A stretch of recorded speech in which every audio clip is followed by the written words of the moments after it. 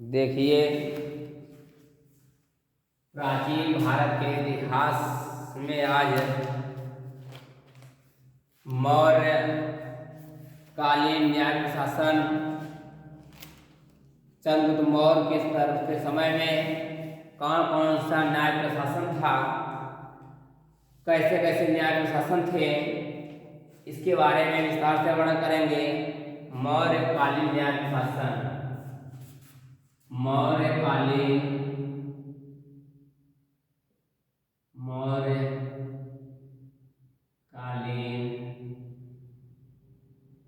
न्याय प्रशासन। मौर्यकालीन न्याय प्रशासन। मौर्यकालीन न्याय प्रशासन।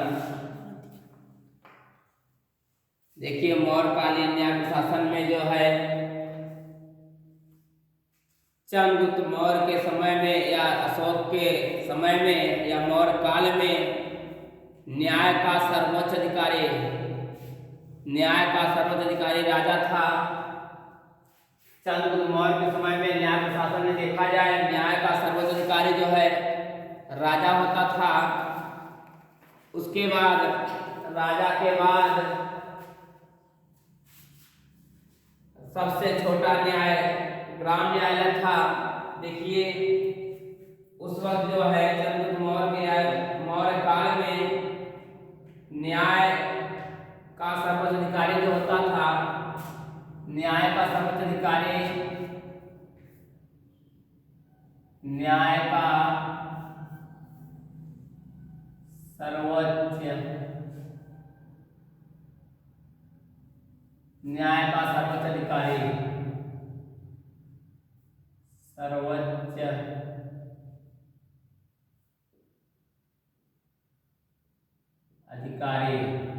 न्याय का सर्वोच्च अधिकारी जो है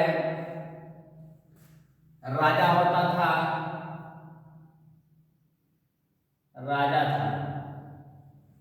मौर्य काल में जो है न्याय का सर्वोच्च अधिकारी राजा होता था तथा सबसे छोटा न्यायालय सबसे छोटा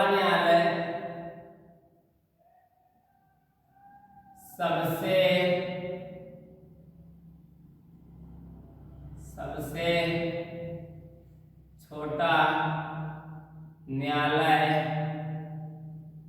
ग्राम न्यायालय होता था। ग्राम न्यायालय होता था।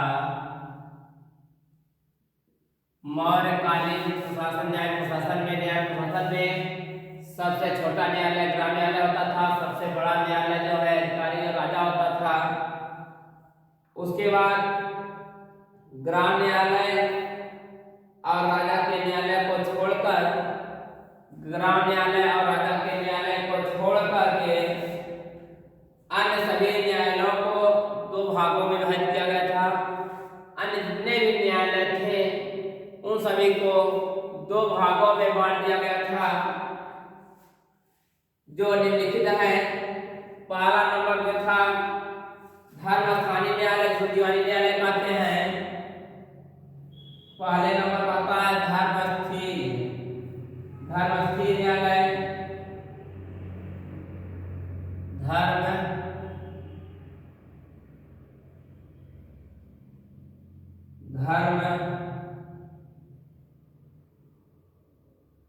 धर्मस्थीय न्यायालय। धर्मस्थीय न्यायालय जिसे हम लोग दीवानी न्यायालय वर्तमान कहते हैं।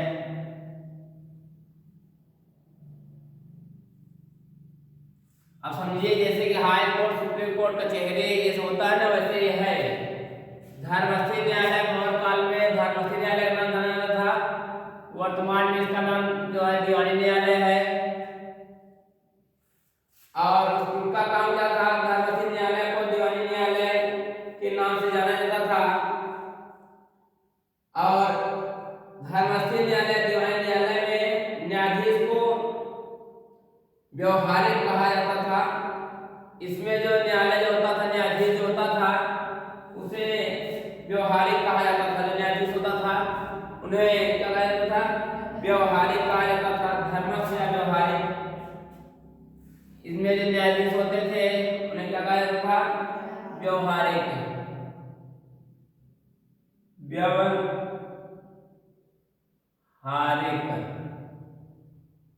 व्यवहारिक या धर्मस्थ।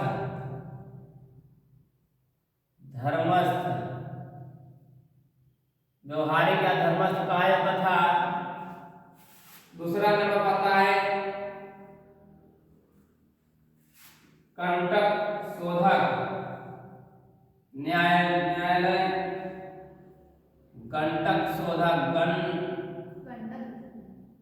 कंटक शोधक न्यायालय। कंटक शोधक न्यायालय।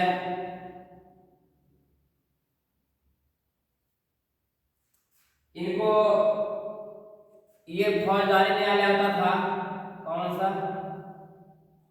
फौजदारी न्यायालय। पहले मौर्य साम्राज्य में कंटक शोधन न्यायालय कहा जाता था, वर्तमान फौजदारी न्यायालय कहा जाता है। इसका नाम है फौजदारी न्यायालय। मतलब ये है कि यदि किसी से मार फौजदारी कर लिया गया तब फौजदारी न्यायालय चलता है। दीवानी न्यायालय में किसी की जमीन जायदाद हड़प लिए हो, जबरदस्ती कर रहे हो, तो उसमें दीवानी न्यायालय चलता था। फौजदारी में किसी से मार कर लिया हो, किसी से मुठभेड़ कर लिया, किसी से झगड़ा कर लिया हो पड़ोसी से, तो उसमें फौजदारी न्यायालय चलेगा, जिसमें फौज चलता रहता है और मारो होता है। हाँ, तो ये जो फौजदारी न्यायालय में जो इंडियन न्यायाधीश को प्रतिष्ठा कहा जाता था, इसके जो न्यायाधीश होते थे उन्हें प्रतिष्ठा कहा जाता था मौर्य साम्राज्य में। और वो धर्मस्थी में वो क्या कहते हैं? व्यवहारिक। धर्मस्थी जो व्यवहारिक या धर्मस्थ कहा जाता था। कंटक शोधक न्यायालय या फौजदारी न्यायालय में प्रतिष्ठा कहा जाता था। क्या कहा जाता था? इसका जो न्यायाधीश होता था, जो मेन न्यायाधीश न्याय सुनाने वाला होता था, उसे प्रतिष्ठा नाम से जाना जाता था। उसके बाद तीसरे नंबर पे आते हैं मौर्यकालीन कार्य। ये तो हो गए न्यायालय थे, दो ही न्यायालय थे। एक तो मौर्यकालीन न्यायालय सर्वोच्च न्यायालय राजा होता था। सबसे छोटा न्यायालय जो है ग्राम न्यायालय होता था। उसके बाद अन्य न्यायालय थे, अन्य न्यायालय दिवानी न्यायालय, फौजदारी न्यायालय, कुछ और न्यायालय बचे हुए हैं। बता देंगे मुझे, किसी बता देंगे हम, जो अगर धारा आर्टिकल तक जाओगे तो संविधान से देखोगे, लॉ में देखोगे बहुत सारे न्यायालय होते हैं ऐसे। और उसके बाद जो आता है नई हेडिंग आती है मौर्यकालीन कर। मौर्यकाल में कितना कर वसूला जाता था, कौन सा राजा कितना कर लेता था, इसके बारे में वर्णन किया गया है। मौर्य कालीन कर।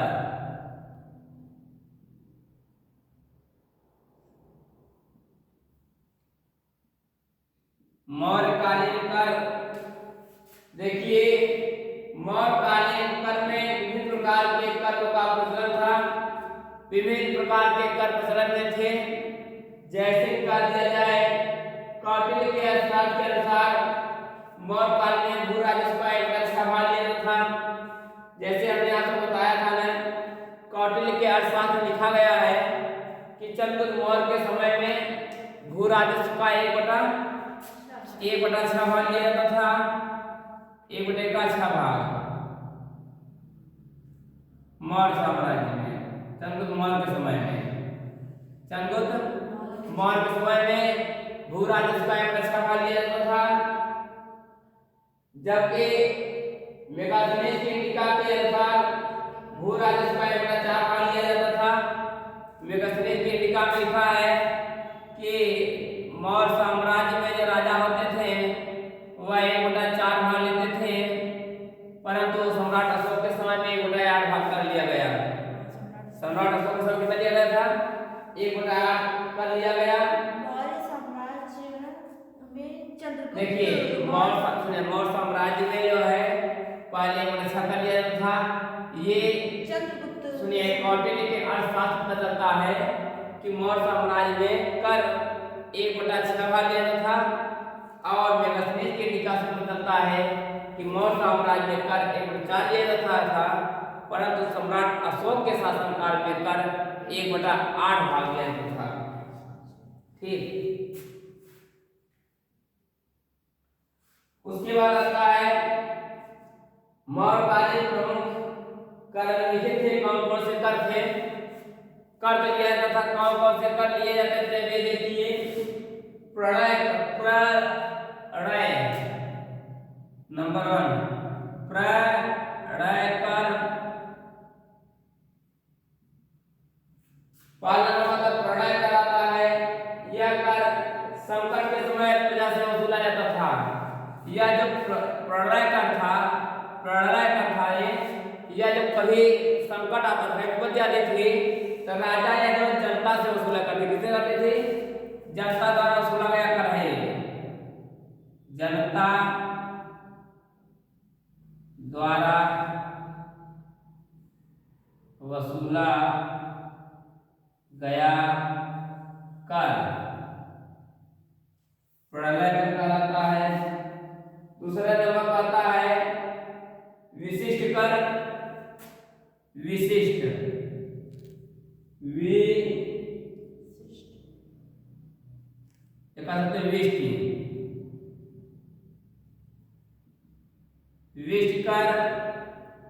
विशिष्ट कर क्या है? यह एक प्रकार का निःशुल्क बेगारी कहा जाता था। यह एक प्रकार का निःशुल्क बेगारी का कर माना जाता था। निःशुल्क या बेगारी कर, निःशुल्क या बेगारी कर माना कहा जाता था, यह माना जाता था। और इसमें जो है कोई कर, विशिष्ट कर में कोई कर नहीं लिया जाता था, निःशुल्क रहता था। किसी प्रकार विशिष्ट कर है। और उसके बाद नेक्स्ट आता है, तीसरा नंबर आता है हिरण्य कर। हिरण्य कर जो हिरण्य कर था, हिरण्य कर या एक प्रकार से नगद कर था। यह हिरण्य कर जो था एक प्रकार से नगद कर माना जाता था। नगद कर माना जाता था और जिसमें अनाज के बदले नगद कर लिया जाता था। जिसमें अनाज के बदले अनाज न लेने के बजाय उनसे पैसा वसूला जाता था। ठीक, उसके बाद आता है शुंग वंश। यहीं से जो है मौर्य वंश का समाप्ति होता है। मौर्य वंश के बाद आता है आपको शुंग वंश चलेगा। बाकी का जो वीडियो बचा हुआ है आप सबको किसी दिन जो है पूरा विस्तार से हम बता देंगे। तो मौर्यकालीन सम्राट मौर्य वंश के शासक कौन थे? चंद्रगुप्त मौर्य से स्टार्ट होता है। चंद्रगुप्त मौर्य के बाद उसका बेटा बिंदुसार, बिंदुसार के बाद उसका बेटा अशोक, सम्राट अशोक, सम्राट अशोक के बाद जो है शुंग, उसके बाद जो चलने लगा। सम्राट अशोक के बाद जो है मौर्य काल के जो है 4-5 राजा, छोटे छोटे राजा और बने। और मौर्यकालीन आखिरी राजा वृहद था, जिसकी हत्या करके ब्राह्मण जो है ब्राह्मण अधिकारी ने उसकी हत्या करके शुंग वंश की नींव रखी थी। तो मौर्य साम्राज्य का अंतिम राजा वृहद माना जाता था। मौर्यकालीन प्रशासन व्यवस्था कैसे थी मैंने बता दिया। मौर्यकालीन में कर कैसे वसूला जाता था जनता से, इसको मैंने बता दिया। यहाँ से आज जो है मौर्यकालीन खत्म होता है और जो कल से चलेगा शुंग वंश चलेगा। अब देखिए मौर्यकालीन कब से कब तक था, कहाँ से कहाँ तक माना जाता था। देखिए देख लीजिए मौर्यकालीन आपका जो है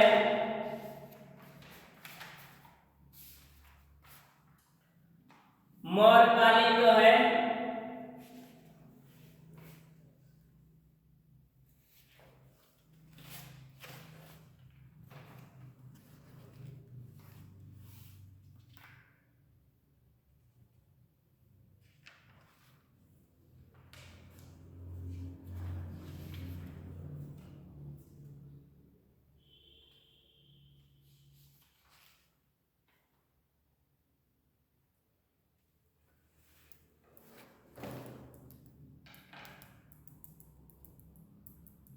देखिए मौर्यकालीन त्रयभट्ट बिंदुसार जो है मौर्यकालीन के पुत्र बिंदुसार जो है 298 ईसा पूर्व से 273 ईसा पूर्व, इसके पहले से ही मौर्यकालीन चंद्रगुप्त मौर्य का शासनकाल था और यह जो है 185 ईसा पूर्व तक मौर्यकाल का शासन चला।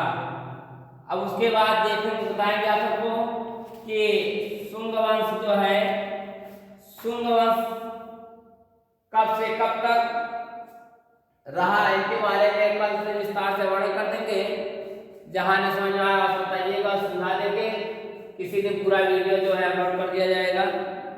यह नोट्स जो बनाया जा रहा है इस नोट्स को भी प्रोवाइड करा दिया जाएगा आप सबको सम्मुख।